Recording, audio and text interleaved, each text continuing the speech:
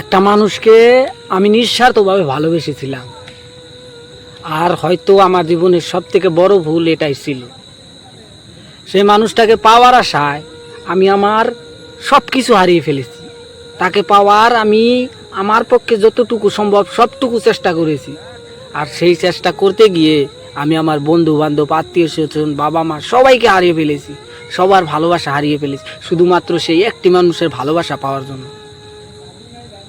কিন্তু আজ সেই ভালোবাসার মানুষটার ভালোবাসায় আমার সাথে নেই। সেই মানুষটাই আমার সাথে নেই। সেই মানুষটার কথা, সেই মানুষটার ব্যবহার, সেই মানুষটার অবলা ভালোবাসা আজ আমাকে শুধু কাঁদায়।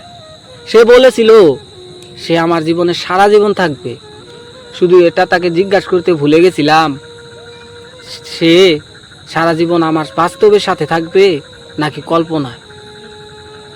সে বলেছিল যে কোনো পরিস্থিতি আসুক না কেন, যে কোনো সিচুয়েশন আসুক না কেন, সে আমাকে ছেড়ে যাবে না।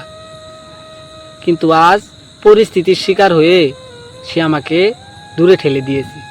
সে অন্য কারো হাতে হয়তো সুখে সংসার করবে, সে অন্য কারোর সাথে হয়তো সুখে থাকবে, অন্য কারো বুকে হয়তো মাথা রাখবে।